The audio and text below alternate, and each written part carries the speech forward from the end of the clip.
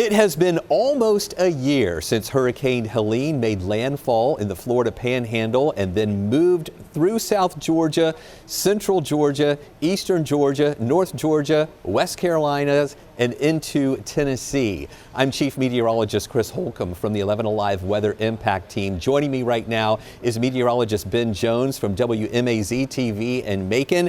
And Ben, we have talked about this storm before, and here we are again because this is a storm that was so impactful for our state, and this is a storm that we will never forget. No, we won't. It is hard to believe that it's been a year. Of course, we talked about it on the 6-month look back of that. But when we look back at the situation as a whole, the fact that a storm this big came into South Georgia, came on up through basically the eastern half of the state and kept that power with wind and then all the rain, like you mentioned, for North Carolina.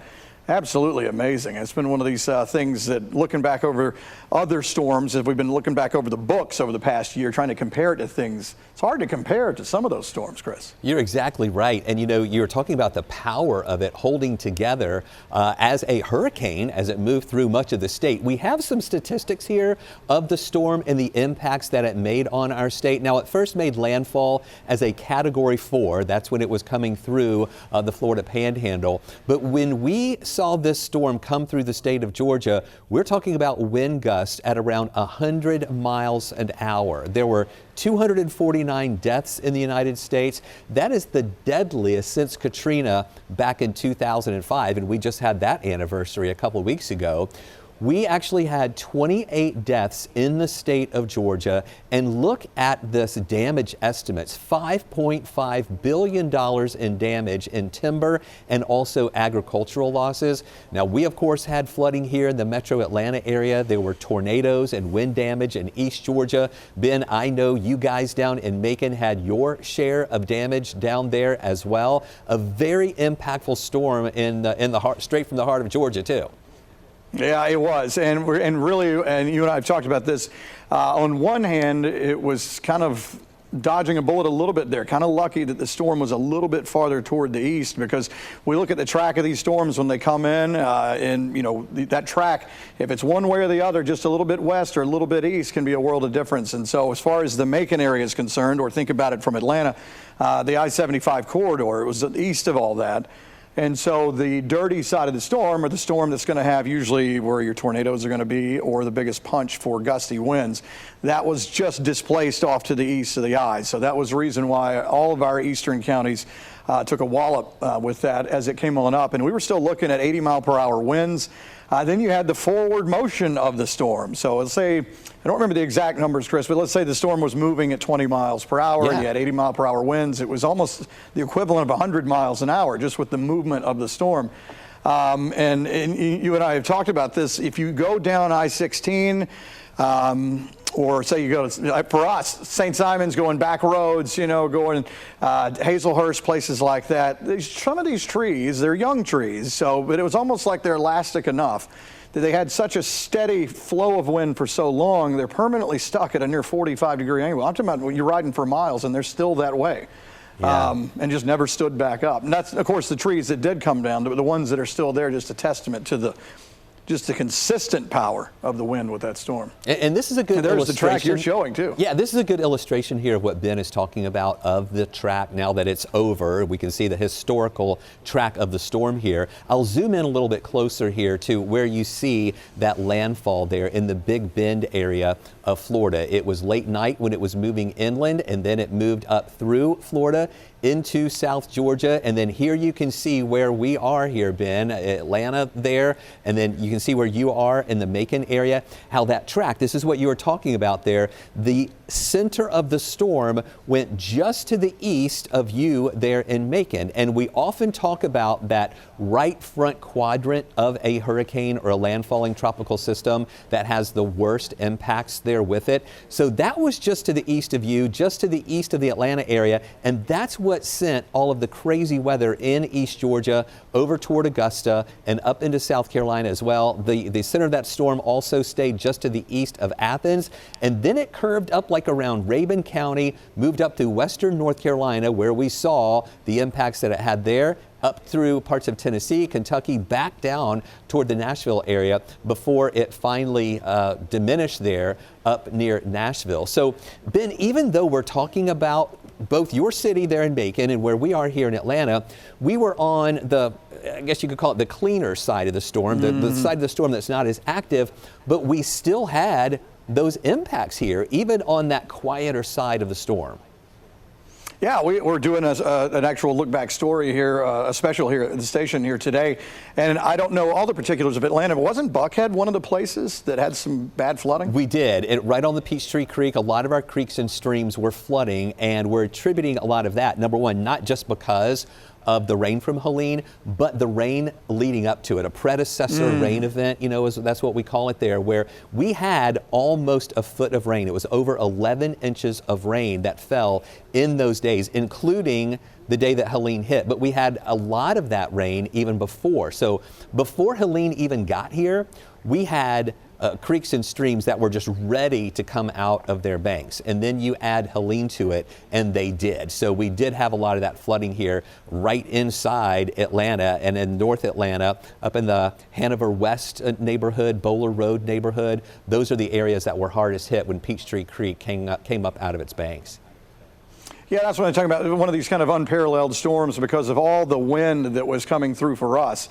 And then it gets all the way up, and then we start looking, not just Atlanta area, then we started, you know, after the event is pretty much done, subsided here, and then we're looking at western North Carolina going, you got to be kidding me. This thing is also a huge rainmaker, a flood maker in the mountains of North Carolina. So it was just something, it was a storm that had a little bit of something, everything in the whole mix right there.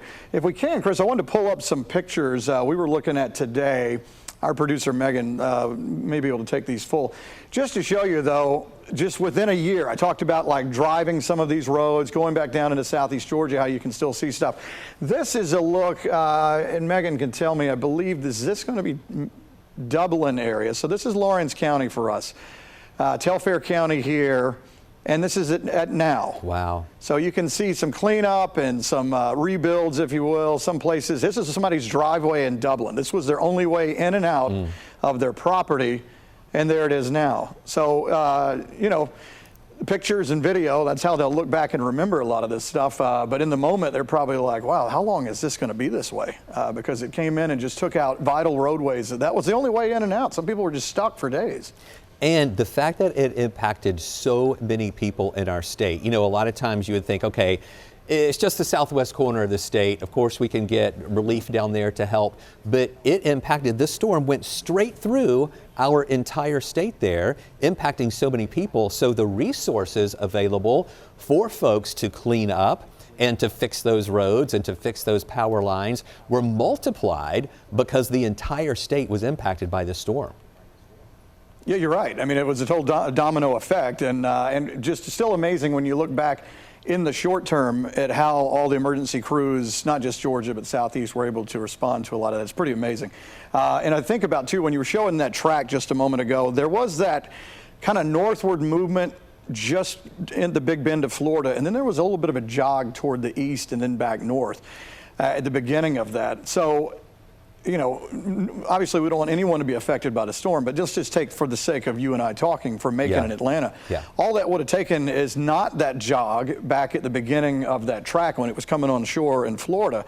That was when it kind of did that eastward turn and then back north, and it put it pretty much arm's length out of reach for us, and definitely a little wider away for you as well. But had that been a little bit farther west and kind of followed 75 up, it'd be a totally different story for where you and I are talking from right now. I mean, we're talking about 80 to 100 mile per hour winds in Macon, you know, and then up in Atlanta, maybe not that strong of wind by the time it got there.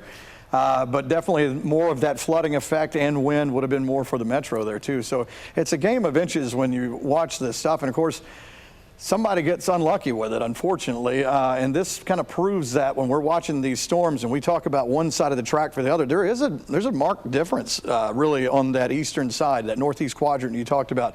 Not saying you don't get wind and get maybe a little wraparound rain on that other side, but it's nothing in comparison to once. It's just the way that things go. Spinning, counterclockwise coming in. That's always going to be the tougher side, and it was textbook this time. And Ben, you and I both know, as we were tracking the storm before landfall, and we're watching these prediction tracks from, number one, the models, as well as from the National Hurricane Center. And some of those tracks were bringing the center of the storm right through Macon, right through the heart of the Atlanta area as well. And that was one of the scenarios that could have happened with this storm. So when we started seeing that little bit of a jog to the east, you never want to wish anything bad on anybody else with that, motion to, away from us. But we were actually breathing a little bit of a sigh of relief here when we started seeing that happening. We didn't like what we were seeing for Augusta, but that little bit of a jog more to the east was making it a better situation for you in Macon and for us here in Atlanta too. Well, and regardless of which way it played out, I know, I'm sure everyone thinks this. I don't think I really want to see another one of these anytime soon. We've had a couple of them that have come in close. For us, being down a little closer toward the Gulf too, and the Atlantic, just kind of in that little triangle right there. Think about Michael and Irma and some of these other storms that have come in kind of hot like that.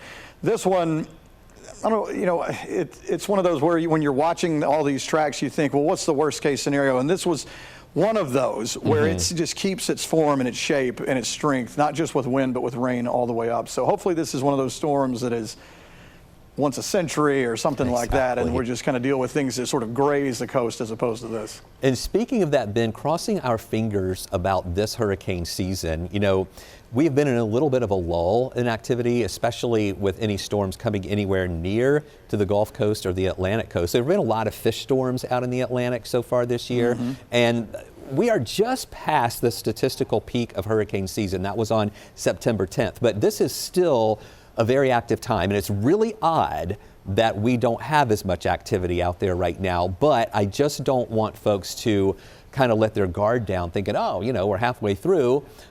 I'm really concerned about the second half of the season that could catch people off guard because it's been so quiet so far. And we're seeing some signals of the things that have been preventing us from seeing an active season so far that might be going away, and things might start becoming a little more active out there. And I'm sure you're seeing those same signals too. Yeah, we get these, we talk about troughs digging down in the southeast, basically steering currents. So if, we've had the luxury here recently, these storms that have come across the Atlantic, and then they're just getting kicked right back out. They'll kind of do a U-turn, Bermuda between there and the Outer Banks of North Carolina, and then go back out. So as long as that setup is there, that's good for us. But you're right, it may not stay that way. And of course, you think about this time last year, around September 10th, there wasn't a whole lot going on. I mean, you look at Helene, you're 2 weeks after peak, and that was only the letter H. I mean, we've had some seasons where we were having to get into the Greek alphabet and everything, So the fact that it was like, it was kind of quiet, right around peak, and then here comes Helene. So of course, we're not trying to say that's what's coming. But it does say, don't let your guard down, and let's pay attention as we still got to get to November, and things can happen. And my concern too is not necessarily for these storms coming off the coast of Africa. I'm more concerned about some of these that could form in the Caribbean or even form in the Gulf. Those waters, those Gulf waters are so warm right now. I know if anything develops there, we're going to see some rapid intensification. And as you and I know, of course, we have to worry about stuff coming in from the Atlantic, but our main concern are those ones in the Gulf coming up around the Florida Panhandle, or really just anywhere on the northern Gulf that would place us on that right-hand side. We could have storms going through Mississippi or Alabama, and the center's not over us, but we still would feel some major impacts there. So that's really what we're going to be watching for the rest of the season here too. Yeah, when you think about it, you're right. We're getting more into that geographically as kind of a spot where these things are going to take off. You have the Atlantic part, and then the Caribbean and the Gulf. And you talk about not having to actually be even close to the storm. We just did a look back on 20 years from Katrina, and I remember covering that storm and the outer bands from Katrina. This thing was in New Orleans, and the outer bands had a tornado that leveled a bank in Fort Valley, a town that's just south of Macon here. And clearly we were nowhere near Katrina. But you're right, anything that goes to our west, that's a good point. Yeah, we're thinking about Atlantic, but as we start thinking about coming up from the Gulf and all that, that Helene sort of setup. Yes. That's what we don't want. That's our nightmare here. So Ben, thank you so much for looking back 1 year later. You know, in a way it seems like it was just yesterday, but then in a way it seems like it was a long time ago. It's something that we want to forget that came through our area, but it's cool to see the resiliency of the folks who are rebuilding, coming together to help get everything back to normal. So Ben, thank you so much for joining us here tonight and giving us your insight there from straight from the heart of Georgia down there in Macon. And I'm sure we're going to be talking to you more coming up throughout the hurricane season and really any time of year for all these weather information and things that we can share together for being these cities so close together. Thanks, Chris. It's an honor. It's a privilege. Anytime, give us a call. We'll be glad to chat about it. Good to see you. All right. Thanks. Ben Jones, meteorologist from WMAZ down in Macon. And thank you for joining us for this look back at Hurricane Helene just 1 year later.